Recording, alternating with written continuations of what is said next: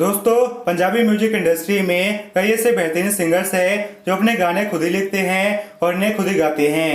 इनके द्वारा लिखे गए गानों को लोगों द्वारा भी काफी ज्यादा पसंद किया जाता है और ऐसे सिंगर्स में सबसे पहला नाम आता है सिद्धू मूसेवाला, करण औजला, जस मानक और अमृत मान जैसे बेहतरीन पंजाबी सिंगर्स का।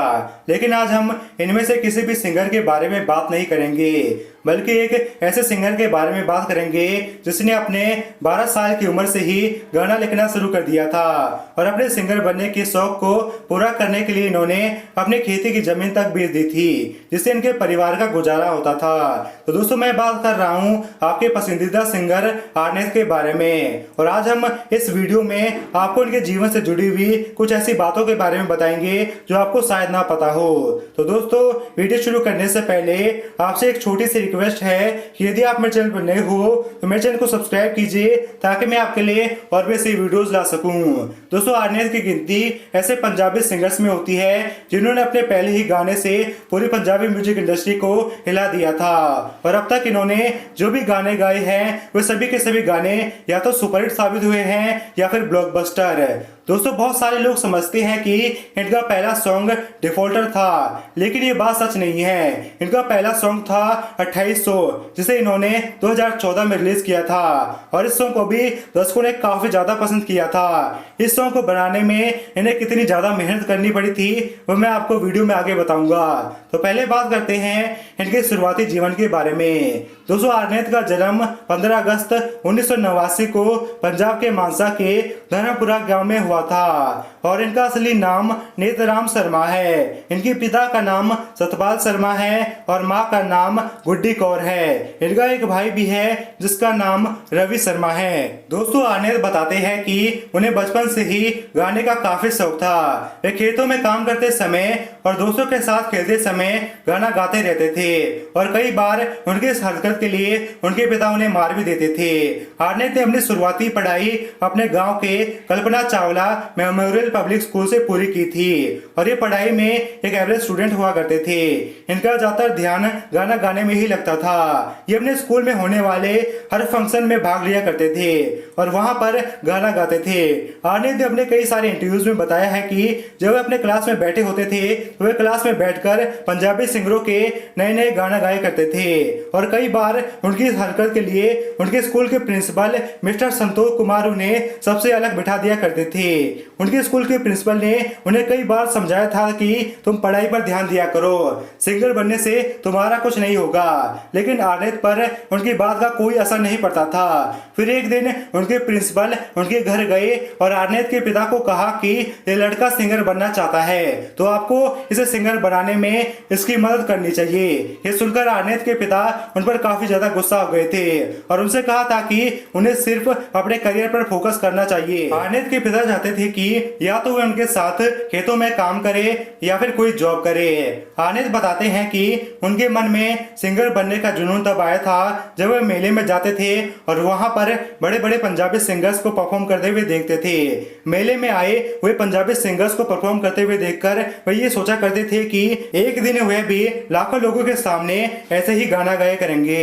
इन्होंने अपनी ग्रेजुएशन गुरु नानक कॉलेज बटलाडा से कंप्लीट की थी और अपनी ग्रेजुएशन कंप्लीट करने के बाद ये अपने पिता के साथ खेती में काम करने लग गए थे। खेतों में काम करने के अलावा ये अपने गाने भी लिखा करते थे।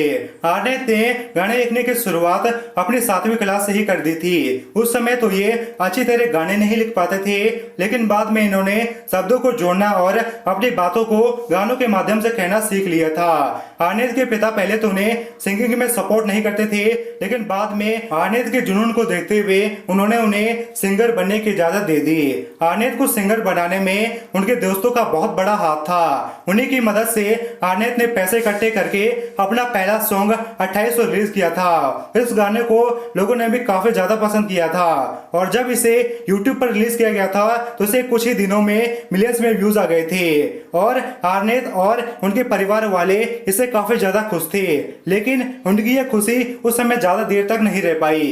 दरअसल आर्नेत के पहले सॉन्ग 2800 के हिट हो जाने के बाद उन्हें उन्हें एक म्यूजिक कंपनी ने अपने साथ काम करने का ऑफर दिया था और आर्नेत ने भी इस ऑफर को स्वीकार कर लिया था। इतना ही नहीं बल्कि उन्होंने अपने कई रिश्तेदारों और दोस्तों से कर्ज लेकर उस कंपनी को लाखों रुपए दिए थे, लेकिन उस कंपनी ने आर्नेत के साथ बाद में धोखा किया।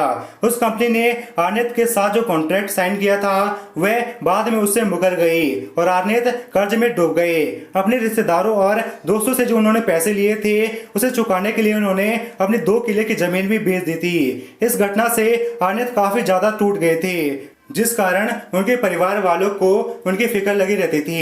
यही नहीं बल्कि उनके रिश्तेदार या फिर परिवार वाले हर समय उनके आसपास मौजूद रहते थे, क्योंकि उन्हें डर था कि आर्नेत कहीं कोई गलत कदम ना उठा दे। लेकिन आर्नेत ने हिम्मत नहीं हारी और उसके बाद अपना अगला सॉन्ग लैंसर 2 निकाला और ये सॉन्ग भी सुपरहिट साबित हुआ। इस सॉन्ग को लोगों ने काफी ज्यादा पसंद किया था। इसके बाद इन्होंने कभी भी पीछे मुड़कर नहीं देखा और एक के बाद एक कई हिट गाने दिए, जिनमें तेरा पिंड, तेरा मुख, रिकॉर्ड तोड़दा, काला धन और पॉइजन आदि जैसे शामिल है। इन्होंने अपने माँ बाप के ऊपर भी एक सॉन्ग बनाया था जिसका नाम था बेबे बापू।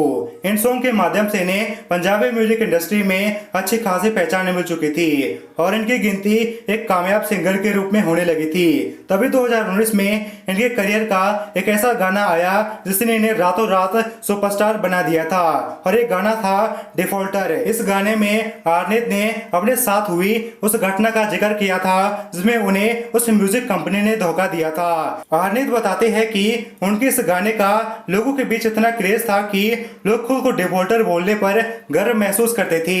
यही नहीं बल्कि लोगों ने अपनी गाड़ी और बाइकों पर भी डिफॉल्टर लिखवा रखा था। उनका ये गाना आर्नेत के एक फैन को इतना ज्यादा पसंद आया था कि उनके एक फैन ने अपने हाथों पर आर्नेत का टैटू ही खुदवा दिया था और इसका जिक्र आर्नेत ने अपने एक इंटरव्यू में भी किया था। और उसके बाद 2020 में इनका एक और सॉन्ग आया था जिसका नाम है दबदा कहते हैं और इस सॉन्ग को भी लोगों ने उतना ही पसंद किया था जितना कि इनके 2019 में आए सॉन्ग डिफॉल्टर को। और आर्नेत इन दोनों गानों को अपने करियर के सबसे बेहतरीन गानों में गिनते हैं। आर्नेत की जोड़ी को सबसे ज्यादा पसंद मशहूर फीमेल पंजाबी सिंगर गुरलीन अख्तर के साथ किया जाता है। आर्नेत ने सिद्धू मूसेवाले के साथ भी एक सॉन्ग किया था जिसका नाम था पॉइजन और ये सिद्धू मूसेवाले के साथ इनकी पहली कोलैबोरेशन थी। और इस सॉन्ग को बनाने का विचार आर्नेत के मन में तब आया था जब सिद्धू मूसेवाले ने आर्नेत के सॉन्ग डिफॉल्टर की हिट हो जाने के बाद बधाई देने के लिए आर्नेत को कॉल किया था और तब आर्नेत ने सिद्धू मूसेवाले को ये गाना सुनाया था और सिद्धू मूसेवाले को भी ये गाना काफी ज्यादा पसंद आया था और वे भी इस गाने में काम करने के लिए तैयार हो गए थे। और 2019 में सिद्धू मूसेवाले ने इस गाने को अपने चैनल पर रिलीज किया था। तो दोस्तों ये तो थी इनके सिंगिंग करियर के बारे में जानकारी। अब बात करते हैं इनकी निजी जिंदगी के बारे में। तो दोस्तों आर्नेत अपने माता पिता और अपने गाँव धर्मपुरा से बहुत ज्यादा लगाव रखते हैं। अपने कई गानों में इन्होंने अपने गांव धर्मपुर का जिक्र भी किया है। आर्नेत ने अपने माँ बाप के ऊपर भी गाना गाया था जिसका नाम था बेबे बापू और इस सॉन्ग को भी लोगों ने बहुत ज्यादा पसंद किया था। आर्नेत से ज्यादा लोग ये सवाल पूछते हैं कि उन्होंने अपना असली नाम नेत्रराम शर्मा को क्यों बदला। तो आर्नेत इसका ये जवाब देते हैं कि उन्हें लगता था कि ये नाम एक सिंगर के रूप में सही नहीं है, इसलिए उन्होंने अपने नाम नेत्रराम को बदलकर आर्नेत कर दिया। तो दोस्तों ये थी आर्नेत के जीवन से जुड़ी हुई कुछ अनसुनी बातें। अगर आपको वीडियो पसंद आए तो चैनल को सब्सक्राइब कीजिए और वीडियो को लाइक कीजिए ताकि मैं आपके लिए और भी ऐसी वीडियो ला सकूं। यदि आप किसी अन्य पंजाबी सिंगर के बारे में जानना चाहते हैं तो कमेंट करके जरूर बताइए, मैं इस पर भी वीडियो बनाऊंगा। धन्यवाद।